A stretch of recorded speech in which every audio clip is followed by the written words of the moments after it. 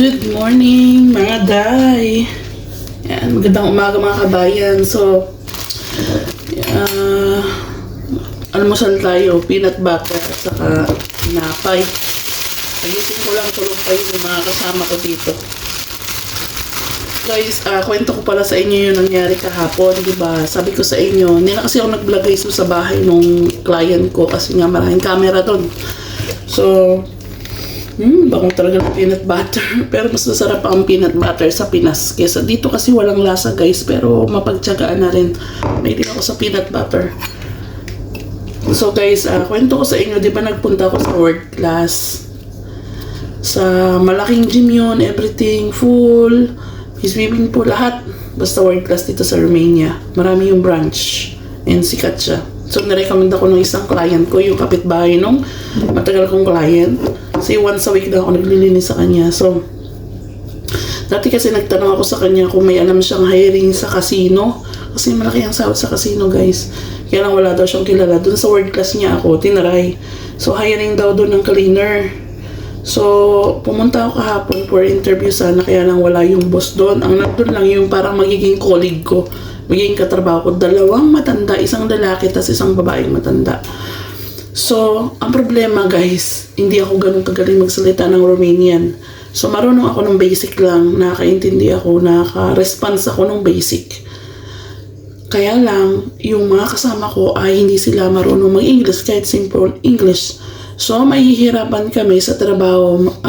Kasi importante yung communication guys sa trabaho. So, sabi nung pinakang boss na much better i-hire nila yung talagang Romanian. Kasi meron daw silang previous na katrabaho, 3 sila doon. Parang ibang lahi din yung isa eh. Hindi ko lang sure. Basta meron daw ng problema sa communication. Kaya nag-resign daw yun. So, ayaw na raw nilang maulit. Kaya sabi ko okay lang naman, dinaray ko lang naman na pumunta dito kasi nga nirecommend ako nung client ko. Pero sa loob ko talaga guys, hindi ko rin na-accept yung trabaho doon kasi nga sobrang liit po ng sahod. Nag-search ako sa internet. Ang sahod ay nasa 1,500 lei a month, which is 1 week ko lang yun guys nakita dito sa pagpa-part-time. At hindi man makakabuhay siya ng pamilya. Just imagine Monday to Friday mo ka magtatrabaho. Paano kung may Saturday, Sunday pa? Kasi ang gym open yan eh. Monday to Sunday yan eh. So yun guys.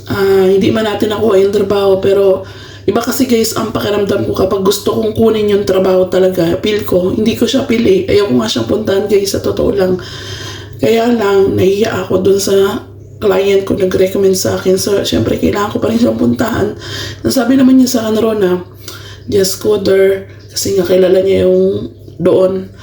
Pumunta raw ako doon, whatever. Kapag daw mababa yung offer sa akin, huwag daw akong mahumiyang tumanggi. Kasi alam niya na mababa talaga ang sahod doon. Pero try ko lang daw. So, at least pumunta ako para hindi mapahiya ba yung client ko na nag-recommend sa akin. Pumunta ako.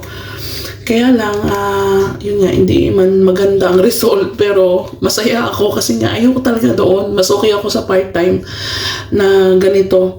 Hanggat hindi pa ako nakakuha ng client na yung magre-regular work ako with tax para insurance, para yung basta mo 1,000 pataas. Yun yung standard ko guys eh, kasi nagbabayad ako ng bahay dito ng 300 euro. So kung kumuha ako ng kulang pa sa pambayad ng bahay, paano kami kakain, di ba? O yun, kaya ito din ang inaano ko, hindi porkit maganda yung pinagtrabahuan mo, mababa naman yung sahod mo. O di ba? Tapos hindi pa sakto sa oras nung pag si Jacob ay susunduin ko kasi si Jacob 4 o'clock dapat nandun na ako. Tapos, yun kasi lagi ang inaano ko yung sakto sa oras kay Jacob. Kasi nga guys, one day baka umalis yung asawa ko. So kami ng 3 dito matitira nung mga bata. Si Daniel hanggang di pa pumapasok. Ipapaalaga ko muna siya sa isang Pilipina. Kukunin ko na lang after work. Magkasunod sila ni Jacob. Ganun yung magiging routine. Hanggat di pa siya pumapasok sa... Kasi ang enrollan daw ng pinakang gradinita yung... Crescia ay sa katulad ni Daniel na 2 years old ay this March. So kailangan ko nang i-enroll siya para magkameron siya ng slot. Kasi guys dito hindi dito katulad sa atin sa Pilipinas na anytime pwede mo siyang enroll. Dito hindi. May tamang enrollment, may date at may close. kahit konti yung nandun sa eskwelahan ng mga estudyante, nagko-close sila, hindi sila nag-accept. Ganun dito. Kaya, ang mabuti lang noong si Jacob ay na-accept kasi nga, napakiusapan ni Petro namin, napakiusapan yung school na, yung malaking school, tapos transfer sa Jacob dun sa malapit sa amin. Although, hindi naman ganun kalapit kasi nga, sasakay kami ng bus. Merong malapit na school dito sa amin, as in walking distance lang guys, kaya lang full na siya, hindi na siya nag-accept. Ayan, ang haba na naman ng kwento ko, hindi ko na nakain to. Ito. So guys, hanggang dito na lang ang video natin. Hindi pa ako makapagawa talaga nung asing katulad ng dating mga video. Papasok ako mamaya sa part-time ko, dalawa pala tayo ngayon.